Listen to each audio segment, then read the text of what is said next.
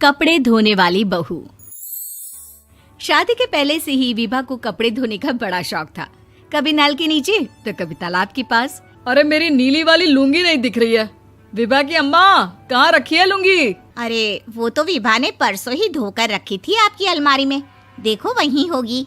वो ना मैंने आज धो दी, मुझे लगा कि गंदी हो गई होगी। अरे कैसे गंदी हो गई थी? उसे तो मैंने पहना भी नहीं। हे भगवान, इस लड़की के कपड़े धोने की आदत से परेशान हो गया हूँ मैं। जितना तो घर में राशन नहीं आता, उससे कहीं ज्यादा डिटर्जेंट पाउडर का खर्चा है। इसकी शादी करवा दो, शादी जाए अपने घर में ही करे काम, फिर चाहे घर के कपड़े धोने हो या पूरे गांव के। हाँ ठीक बोल रही हूँ, देखता हूँ मैं कोई लड़का। वो दिन भी आ जाता है जब विभा को देखने लड़के वाले आ जाते हैं। लड़की मुझे अच्छी लगी। होने वाली सास कहती है, बेटी अगर कुछ पूछना है तो पूछ लो। वैसे तो हमारी लड़की बहुत ही शर्मीली है, जो बोल दो वो मान लेती है, इसे क्या पूछना होगा। अरे कैसी बात कर रही हो माँ, मुझे इन लोगों के घर रहना है, सवाल तो कई है। हाँ हाँ बेटा, पूछ लो ना, क्या पूछना है। आप लोगों के घर कपड़े कौन धोता है? सास का मुंह बन जाता है। देखो, अगर तुम ये कहना चाहती हो कि तुम्हें कपड़े धोने नहीं आते तो सुन लो, कपड़े मैं ही धोती हूँ, लेकिन तुम्हारे आ जाने के बाद मैं रुमाल तक नहीं धोऊंगी। अरे चुप रहना भाग्यवान, बहू बेचारी घर आई नहीं, उसे डराना शुरू कर दिया। वो क्या है ना बिटिया, अभी तक तो ये कल्लू की माँ ही धोती थी, लेकिन अब तुम्हारे पापा तो दहेज में वॉशिंग मशीन देंगे ही। तभी विभा की माँ बोल पड़ती है, सवाल भी पूछा तो क्या। वैसे भाई साहब, मशीन की तो फिर भी कपड़े धोने की कैपेसिटी होती है। मतलब जो बिटिया दे रहे हैं ना विभा, इसे कपड़े धोने का बहुत शौक है। ये आप लोगों के क्या, आस पड़ोस गांव मोहल्ले सबके कपड़े धो दे और उफ तक ना करे। बाहर देखा नहीं आपने कितने कपड़े सूख रहे हैं? सब हमारी बिटिया ने ही तो धोए हैं। बस भी करो ना माँ, शर्म आ रही इतनी तारीफ सुनकर। और तो और एक दाग निकाल कर दिखाओ तो मान जाओ। हाँ अच्छा अच्छा, माफ करना बेटा, मैंने गलत समझा। हमें तो रिश्ता बहुत पसंद है। और ऐसे जुड़ जाता है रिश्ता कपड़े धोने का शौक रखने वाली विभा का। उसकी शादी हो जाती है कोयला फैक्ट्री में काम करने वाले कल्लू के साथ। शादी के बाद अचानक विभा चिल्लाती हुई सास के पास आती है। सासू माँ, अरे सासू माँ कहाँ है आप?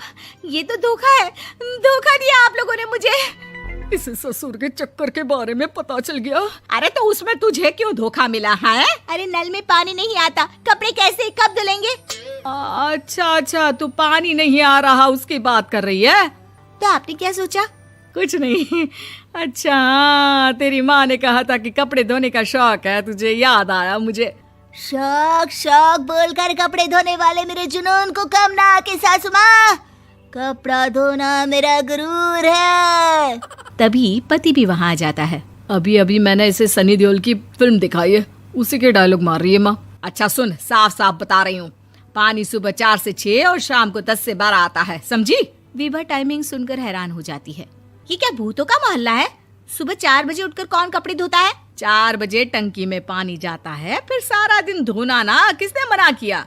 अरे कैसी बात कर रही हैं? 200 लीटर की टंकी में कितने कपड़े धो लूंगी मैं, सुबह ही उठ जाऊंगी मैं। अब क्या था, विभा सुबह 4 से लेकर रात के 12 बजे तक कपड़े ही धोती रहती। एक रोज सास पड़ोस से निकलकर कहीं जा रही होती है कि साथ वाली कहती है, हाँ कल्लू की माँ, जरा ये बताओ कि 2 साड़ी है, 2 ब्लाउज और एक पेटीकोट और एक नाड़े वाला लंबा कच्छा। हाँ तो? अरे तो क्या, कितना लोगी धुलाई ये बताओ। धोबन दिख रहे हैं हम क्या? हमारे पति सरकारी नौकरी से अभी अभी रिटायर हुए हैं और बेटा सुपरवाइजर है कोयला फैक्ट्री में। धोबन समझ रखा है हमें? हाय रे कल्लू की अम्मा, माफ कर दो, वो तो मोहल्ले में यही सब बता रहे थे कि तुमने बहू को कपड़ा धुलवाने के काम में लगा दिया है। सास को पड़ोसन की बात सुनकर गुस्सा आ जाता है। वो घर पहुंचती है जहां घर के बाहर ही इतने सारे कपड़े सूख रहे होते हैं जितने कि किसी धोबन के घर पर। अरे ओ कल्लू की दुल्हन, बाहर निकल। माँ जी यहीं आ जाओ, बाथरूम में चादर धो रहे हैं हम। अरे अभी हम धोते हैं, तुमको बाहर निकलो। ये आस पड़ोस वाले बोल रहे हैं कि हम बहू से कपड़े धुलवा कर उसे कपड़ा धोने वाली बना दिए हैं। अरे छोड़ो ना माँ जी, किन लोगों की बातों में आती हो? आस पास के लोगों का तो काम ही होता है कि वो किसी तरह सास बहू को लड़ा दे। बहू सारे घर के कपड़े धोती है, ये क्या कम है? बोलिए। सास को भी लग जाता है कि वो बहू का ये सनकीपन नहीं छुड़वा सकती, इससे अच्छा है कि खुद ही चुप हो जाए।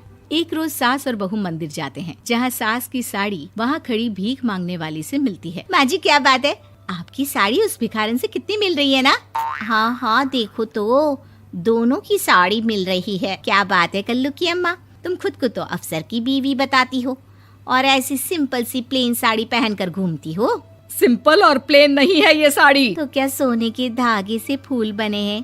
कुछ भी सासू माँ, कुछ भी। हाँ बने थे इस साड़ी में सोने के धागे से फूल। मेरे पति लेकर आए थे मद्रास से स्पेशली मेरे लिए 10,000 की।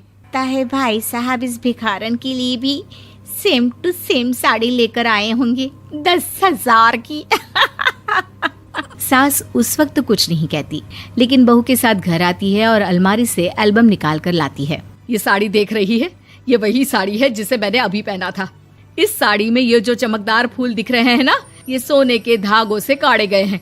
लेकिन तू लोकल वॉशिंग मशीन ब्रश से घिस घिस कर सारे फूलों को निकाल कर साड़ी प्लेन कर दी।